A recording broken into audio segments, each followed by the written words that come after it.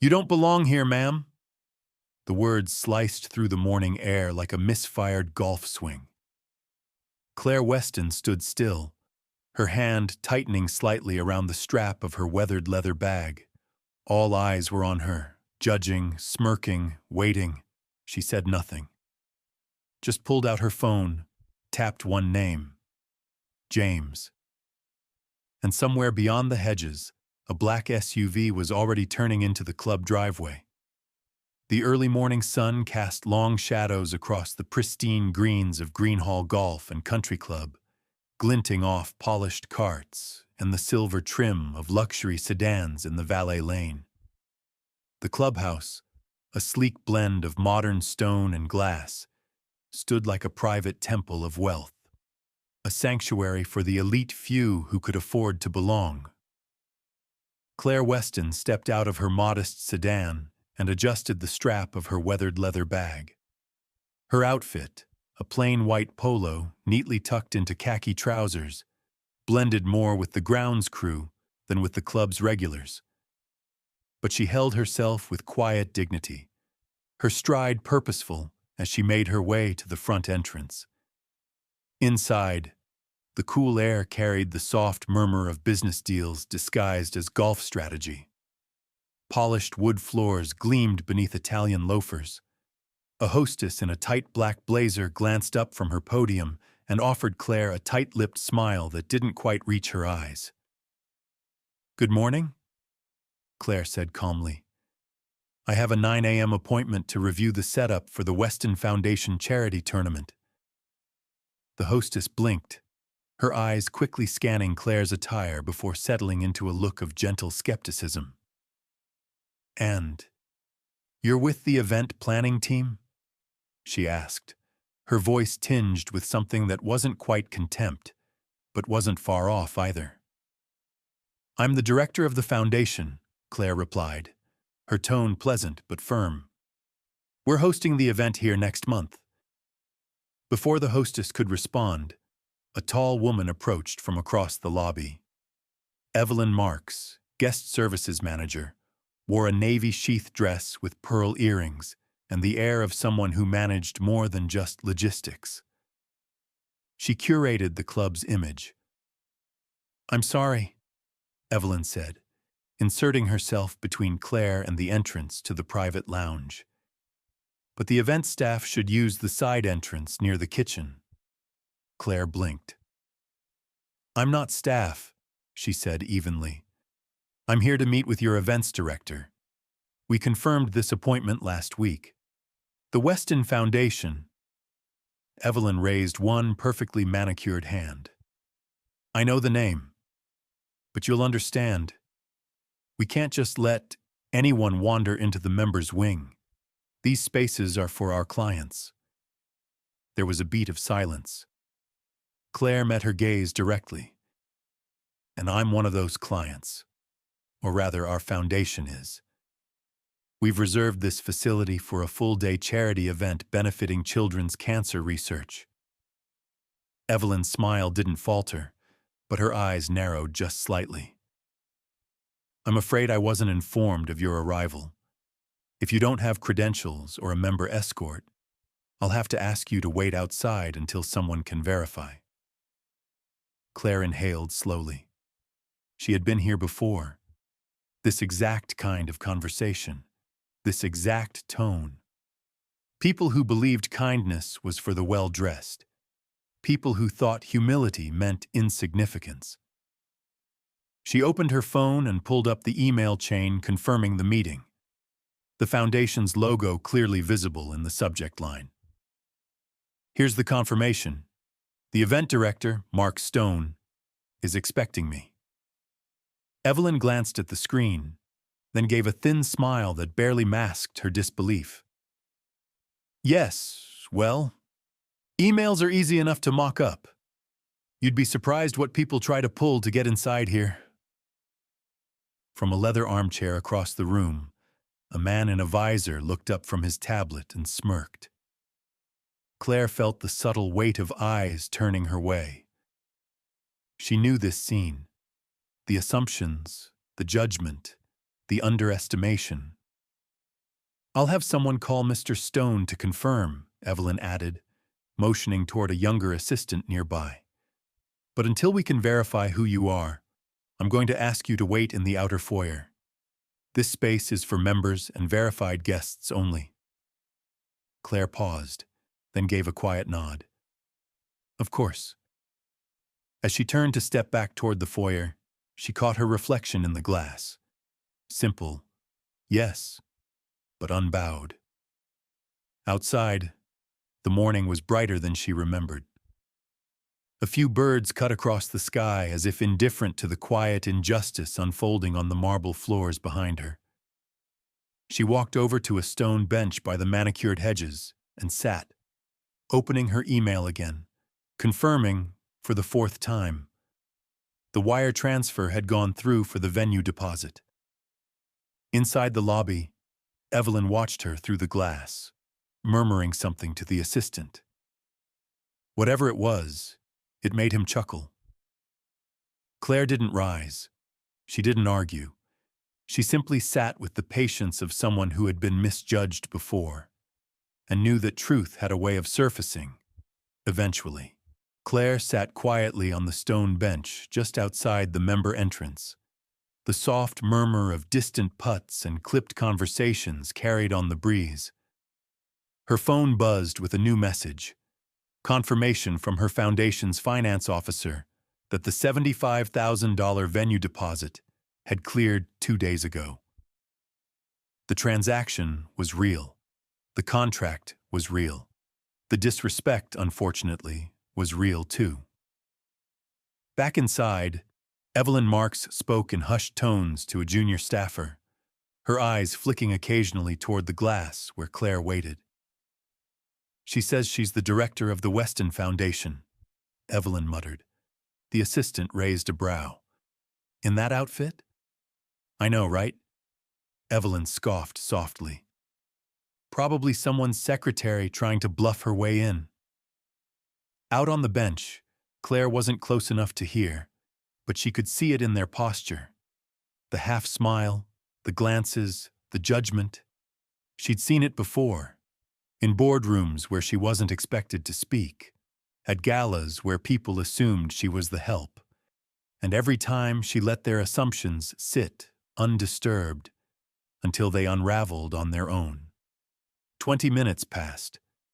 Members in pastel polos and diamond-studded visors glided past the glass doors, greeted with warmth and offered mimosas. A man with a Rolex and white golf shoes walked in, said only his name, Bradley, and was immediately ushered into the lounge. No one asked him for an email. No one asked him to wait. Claire opened her phone again. She tapped into the Weston Foundation's banking app. The screen displayed the account summary clearly. Weston Foundation balance. $3.4 million pending transfer. Greenhall Golf and Country Club. $75,000. She walked back toward the glass doors. Evelyn looked up, clearly annoyed. I don't mean to be difficult, Claire began evenly, but I have the transaction confirmation right here. Evelyn stepped forward, holding up a hand with polished nails. Ma'am, anyone can fabricate a screen on their phone. That means nothing. It's our actual banking app. Yes, and? Evelyn said, her voice firm and professional, but glacial. That may work somewhere else, but here at Greenhall, we require formal documentation, prior appointments, and appropriate presentation. Claire's brow furrowed. Appropriate presentation? Evelyn offered a pointed glance at Claire's plain white polo. Let's just say we're not a walk-in facility. We serve a very specific clientele. A silence fell between them, heavy and deliberate. Claire felt the sting behind her eyes, not from humiliation, but from exhaustion. How many times had she walked into spaces where kindness had to be earned by logos on purses or tags on jackets? I'd like to speak with the events director, Claire said calmly. He's in a private consultation at the moment. Evelyn said with a tight smile. And even if he weren't, I doubt he'd be available to verify unauthorized visitors. I'm not unauthorized, Claire replied, keeping her voice even. The Weston Foundation signed the event contract. The deposit has been processed, and I have the signed agreement, right here. She reached into her bag, unfolding a printed copy of the signed venue rental. Evelyn took one glance, then shook her head. This proves nothing, she said. Our events director isn't available to verify it right now, and you still haven't shown any form of personal identification or credentials that tie you to this foundation. Claire inhaled slowly. My name is on every page of that contract. I'm the executive director, the founder. Well, Evelyn said, adjusting her blazer, you'll understand why that's hard to believe. Claire blinked, stunned by the openness of the insult. For a moment she said nothing, simply held Evelyn's gaze. That's quite a thing to say, she replied quietly. It's not personal, Evelyn said with a shrug. But we've had situations before. People claiming to be someone they're not, hoping to sneak onto the course, blend in, cause a scene. Claire stared at her. And I look like that kind of person to you. Evelyn gave a thin smile. You look out of place. The words stung not because they were unexpected, but because they were so confidently spoken aloud. Claire turned and walked back toward the foyer. A few club employees were watching now, some with curiosity, some with discomfort. The security guard shifted uneasily but didn't move, and then Evelyn's voice followed her. Perhaps a public course would be better suited to your needs. Claire froze. The quiet hum of golf carts and low conversation seemed to fall away. She turned back, eyes calm but blazing. You're making a mistake, she said. Evelyn folded her arms. I don't think I am. Claire held her gaze a moment longer. Then, without another word, she stepped back through the lobby doors and into the sunlight. Her phone was already in her hand. She wasn't calling the events team, she was calling James. The sunlight shimmered off the hood of the black SUV as it rolled to a smooth stop in the circular driveway outside Greenhall Golf and Country Club. Conversations quieted. Several staff members straightened their jackets. A valet adjusted his name tag and stood at attention. When the rear passenger door opened, the mood shifted. James Weston stepped out, the very image of effortless power. His charcoal gray suit fit him like it had been cut by quiet wealth itself. Silver hair brushed neatly back, posture calm but unmistakably in command. Behind him followed two men in tailored jackets, silent and alert. Inside the clubhouse, Evelyn Marks caught sight of him and froze mid-sentence. Her spine went rigid, mouth slightly ajar. Howard Green, the general manager, emerged from his office so quickly he nearly dropped his iPad. He crossed the polished floors in long, urgent strides. Mr. Weston, what an honor. We weren't expecting you until tomorrow's sponsor tour, he said, extending both hands. James took the handshake with a polite but unreadable expression. I decided to stop by early, wanted to get a feel for the place. Of course. Everything's been prepared. The boardroom, the catering schedule. My wife mentioned she was coming this morning, James said, looking around. She wanted to preview the event space for the Foundation's tournament. Green blinked. Your wife, sir? Yes, James said slowly. Claire Weston. About this tall, he gestured. White polo, khakis, brown hair tied back. Evelyn, still standing by the member lounge, suddenly went very still. Her skin turned a shade paler. I believe I spoke to someone by that description earlier, she said, stepping forward, smile brittle and rehearsed. Though she didn't mention her connection to you, Mr. Weston James looked at her, eyes narrowing just slightly. She wouldn't, he replied. Claire prefers to handle foundation matters on her own merit.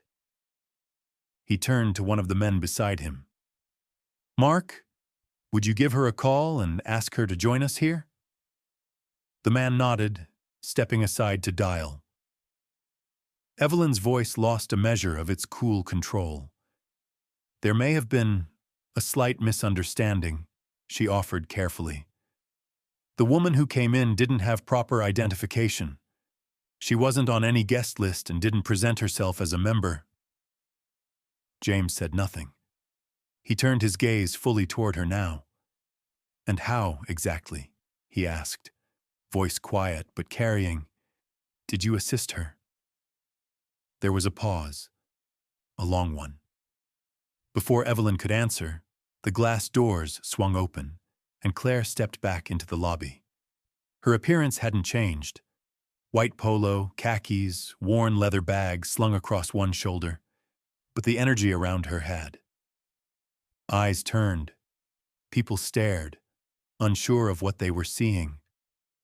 The same woman they had dismissed 20 minutes ago now stood at the center of attention, not because of what she wore, but because of who was waiting for her. James smiled softly.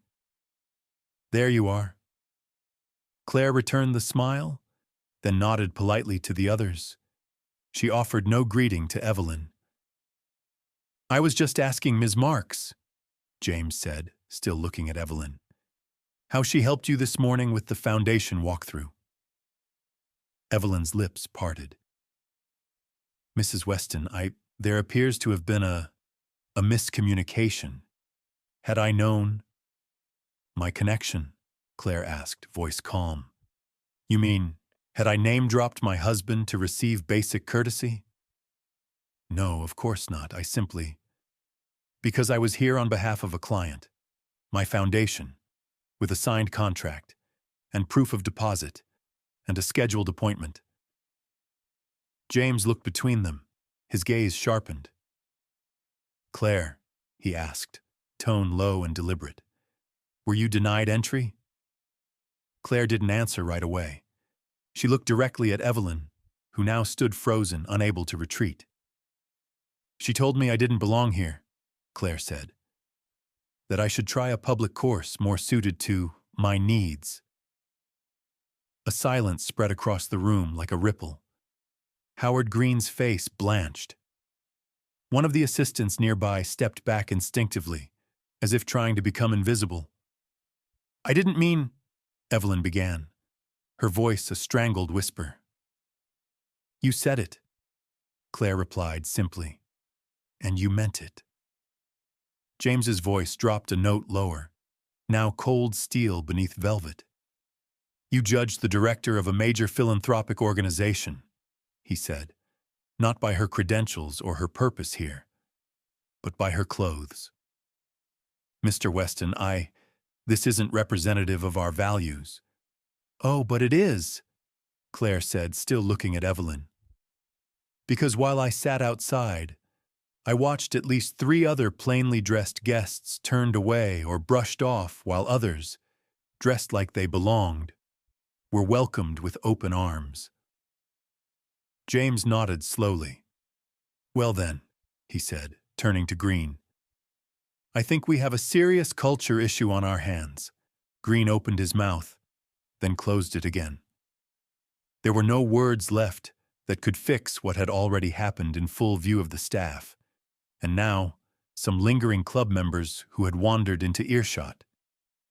I'd like to move this conversation to your office, James said, tone final. Bring Ms. Marks with us. He glanced back at Claire.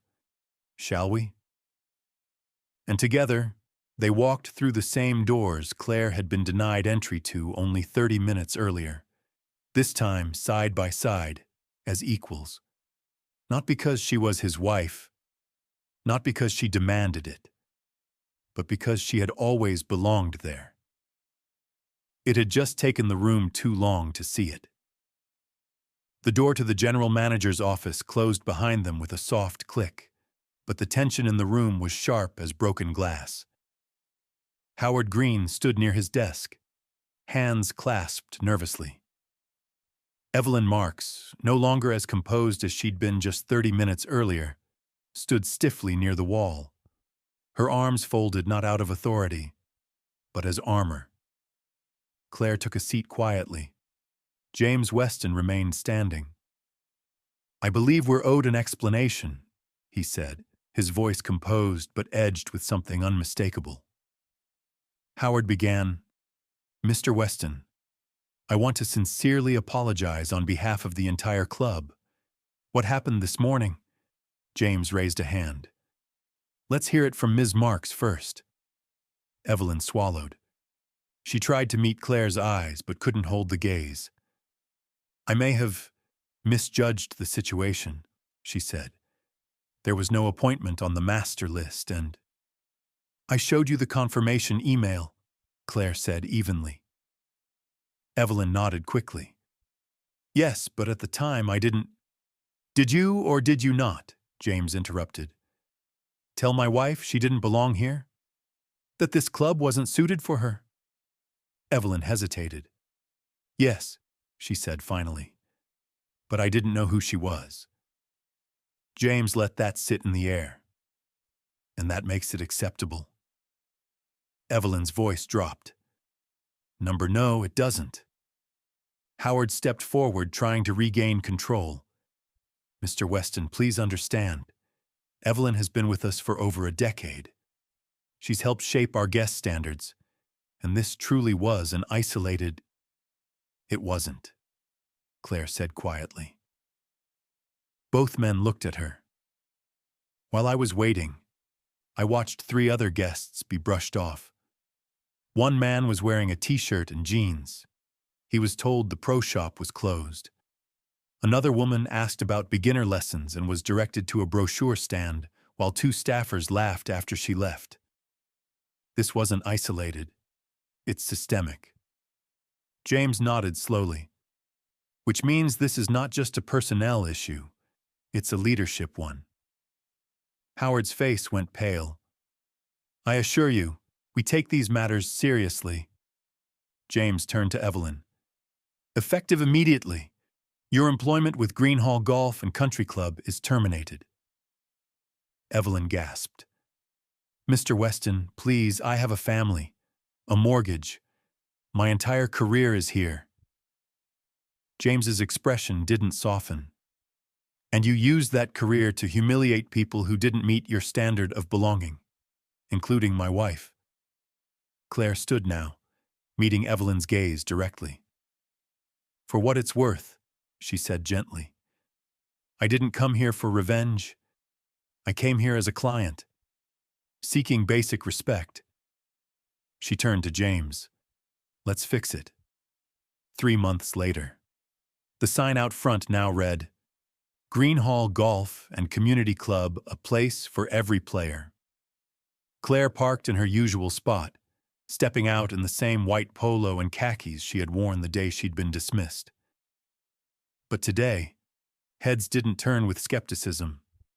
They turned with respect. The lobby had changed. Gone were the velvet ropes and silent judgment. In their place, open space, multilingual signage, a welcome desk that said, "First time here? We've got you." Claire walked past a group of teenagers learning putting techniques from a retired pro golfer. A mother in scrubs was being fitted for rental clubs with the same warmth once reserved for executives. David Lynn, the club's new manager, recruited from a community-driven golf nonprofit, greeted her with a wide grin. "Morning, Mrs. Weston. Just Claire?" she smiled. He led her into the main conference room, where 24 staff members sat attentively beneath a new mission statement on the wall. "Golf without the gatekeeping." Claire stood at the front of the room. "Thank you all for being here," she began. 3 months ago, we had an opportunity, born from an uncomfortable moment, to ask a simple question. Who are we really serving? She clicked to the first slide.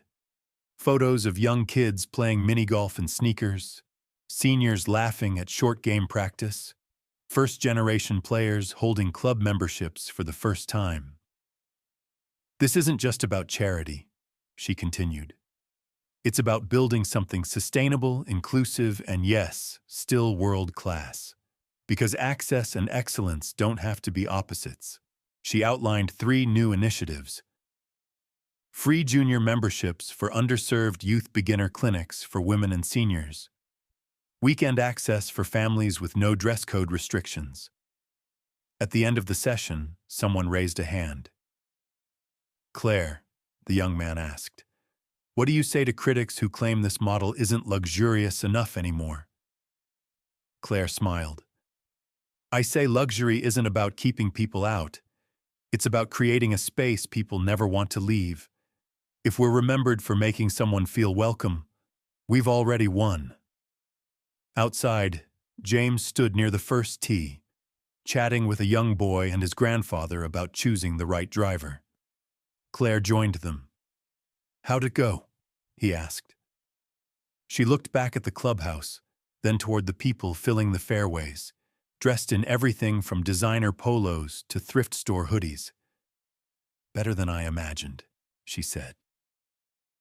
As they walked together down the path, a woman in faded jeans passed them, holding a club awkwardly in one hand. She smiled shyly. First time here, she said. And the first time I didn't feel like I had to prove something. Claire's eyes softened. That, she whispered, makes everything worth it. James reached for her hand. Most people would have used what happened to burn the place down.